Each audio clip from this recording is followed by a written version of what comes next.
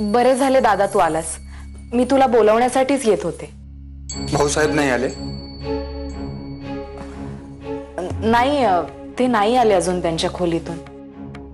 खरे तर भाऊसाहेब त्यांची संध्या आणि रात्रीच्या जेवणाची वेळ कधीही चुकवत नाहीत. भाऊसाहेब जर जेवणार नसतील तर आम्हासही जेवण नको.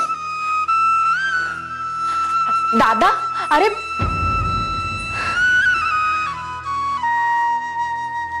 रमा, आज काही खरे दिसत नाही जेवणाचे. आपण जेवून घेऊया बरे? नको दुर्गा अक्का, माझी आई म्हणते की पती जर जेवला नाही ना तर आपणही जेवू नये. अगं बाई, हो का? आज सगळ्यांचाच उपास घडणार असे दिसते आहे. तू थांब हा, मी दादाला समजावते. मला पण खूप भूक लागली आहे, पण काय करणार? आई म्हणते ना पती म्हणजे परमेश्वर. हे काय कानावर आले आहे आमच्या? जे ऐकले ते खरे की काय समजावयाचे आम्ही? तुम्ही गप्प आहात याचा अर्थ बहिणीच्या सासरी येण्यास आपणास खरोखरच सवड नाही असे समजायचे का आम्ही? छान. मागे आपण आपल्या बहिणीसाठी अविचाराने एक स्थळ आणले होते. आपण गेल्यानंतर मनास बरे वाटले होते की अविचाराने का होईना पण यमी बद्दल आपणास काहीतरी वाटते, तिचा विचार आपल्या मनात आहे. परंतु तुमचा आजचा सूर पाहून आमचे अंदाज चुकू शकतात असे वाटू लागले आहे.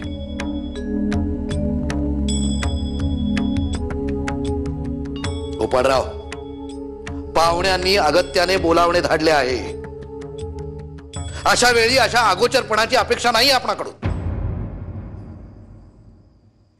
तेव्हा आपल्या मनातली जळमटे क्षमा करा अण्णा, पण मला हे कदापि मान्य नाही. गोपाळराव,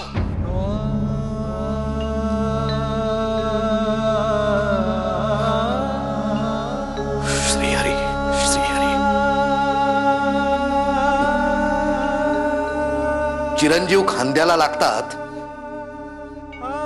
त्यावेळी बाराबंदी जास्त आवळू नये असे म्हणतात. बंद तुटण्याची शक्यता अधिक असते. ठीक आहे, आम्ही बळजोरी करणार नाही आपणास. आपण आलात तर आम्हास बरेच वाटेल. पण आपल्या घराण्याची पत जाऊ नये असे जर वाटत असेल आपणास तर किमान सूनबाईस येण्यापासून हरकत घेऊ नका. ठीक आहे.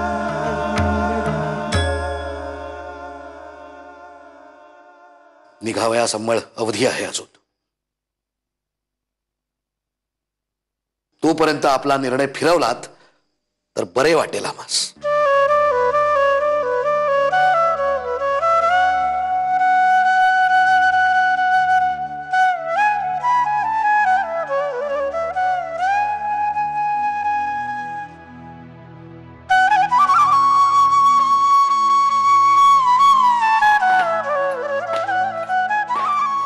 ताई काकू, दुर्गे आलीस? उशीर झालाय, पाने घे.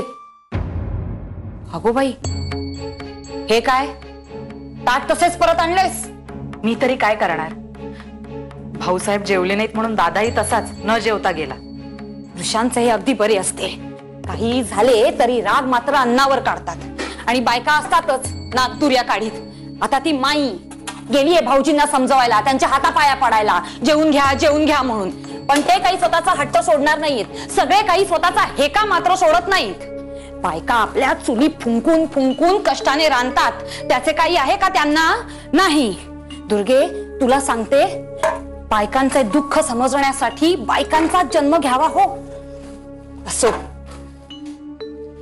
एक काम कर, त्या ताटातला एक घास खा आणि ते ताट गाई पुढे नेऊन ठेव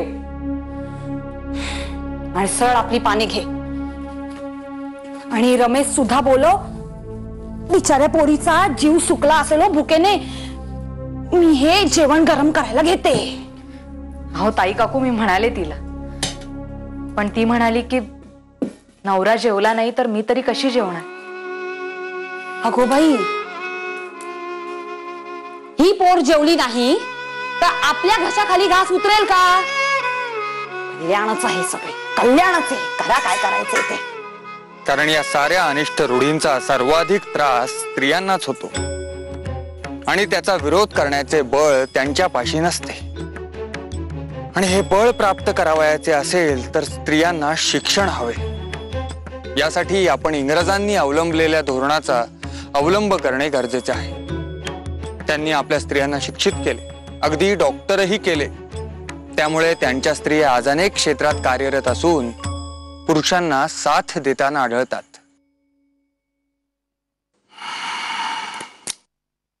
अहो, एवढी कसली चिंता दिसते चेहऱ्यावर?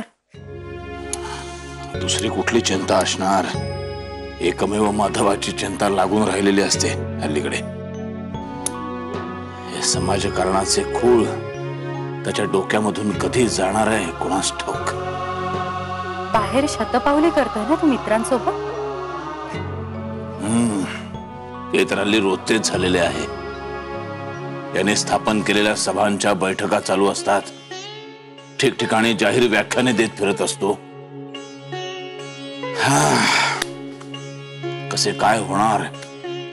या उलट आपण आपली स्त्री शिक्षणाची मूळ परंपरा विसरून आपण आपल्या स्त्रियांना रूढी परंपरांचे नाव सांगून शास्त्राधार नसलेल्या गोष्टींच्या पिंजऱ्यात डांबून ठेवतो आहोत. त्यांचे जीवन अंधारात ढकलत आहोत. त्यांना क्रिया शून्य करत आहोत. आणि जोपर्यंत ही सारी जोखडे दूर करून आपण स्त्रियांना आपल्या बरोबरीचा दर्जा देत नाही, तोपर्यंत आपल्या समाजाचा ढासळलेला तोल सावरता येणार नाही. कारण आपल्या स्त्रिया ही अज्ञानातच धन्यता मानत आहेत. कारण त्यांचे डोके चुलीतून बाहेर येणार नाही याची आपण फार मोठी दक्षता बाळगतो. तरुण वय आहे हो. तरुण वयात रक्तात उसळी ही असतेच. पण आपला माधवा मोठा विवेकी आहे. आपल्या शब्दाला केवढा मान देतो तो. आणि तोही वरवरचा नव्हे हो, अगदी मनापासून. आपल्याविषयी फार ममता आहे हो त्याच्या मनी. अहो, ते काय आम्हास ठाऊक का नाही? म्हणून तर त्याची जास्त काळजी वाटते ना. आम्हासही काळजी वाटते त्याची. पण आता त्याचे लग्न झाले आहे आणि त्याची बायको मोठी गोड आहे. वास्तविक या हिंदुस्थानाचे भविष्य हे स्त्रीच्या हातात आहे. कारण एक स्त्री शिक्षित झाली तर तिची अपत्ये आणि सारे कुटुंबच शिक्षित होते. परंतु हे आनंददायी चित्र आपला समाज पाहू शकत नाही याचा मात्र खेद वाटतो. स्वतः किती वेळ बोलतायत मित्रांशी. घ्या ना लवकर जेवून. मला पण खूप भूक लागली आहे. तुम्ही पहा, एकदा का संसारात रमला ना का मग बाहेरचे सगळे व्याप आपोआप कमी होते. हा माधव समाजकारण सोडणार नाही ही काळ्या दगडावरची रेघ आहे. एक वेळ तो निंदा पचवेल, दूषणे सोसेल, ग्रामण्यास सामोरा जाईल, पण समाजकारण काही झाले तरी सोडणार नाही. हे नेमस्त वाटतात मऊ, पण त्यांच्या विचारांमध्ये वज्राची ताकद असते. म्हणूनच आम्हास काळजी वाटते ती रमेची. व तिच्या बापास आम्ही वचन दिले आहे. अगोबाई, आता पुढचे सगळे माधवाच्याच हातात. रमेचा संसार काट्याकुटांचा होणार आहे का फुलांचा हे आता भविष्यच ठरवेल. रमा, आपण अशा का उभ्या आहात? आणि चेहराही उतरलेला दिसतोय. काय झाले? कोणी काय बोलले का? नाही, मग मला खूप भूक लागली आहे. म्हणजे तुम्ही जेवला नाहीत अजून? आपण नाही जेवलात ना, म्हणून मी पण उपाशीच आहे. हो, पण माझी आई म्हणते की पती जर जेवला नाही तर आपणही जेवू नये, नाही तर पाप लागते. रमाबाई, आम्ही जेवलो नाही कारण असो. तुम्हाला भूक लागली आहे ना? चला आपण पाहूया काय करता येईल ते. अहो पण आता सगळी निजानीच चालली आहे. म्हणूनच कुणासही त्रास होणार नाही अशा रीतीने काहीतरी करावयास हवे. चला पाहूया आपण काय करता येईल ते. या भाई, हा इंग्रजी शब्द आहे. इंग्रजी? हो, तुम्ही म्हणा बरे. First class. फर्स्ट? फर्स्ट नाही हो, फर्स्ट. फर्स्ट.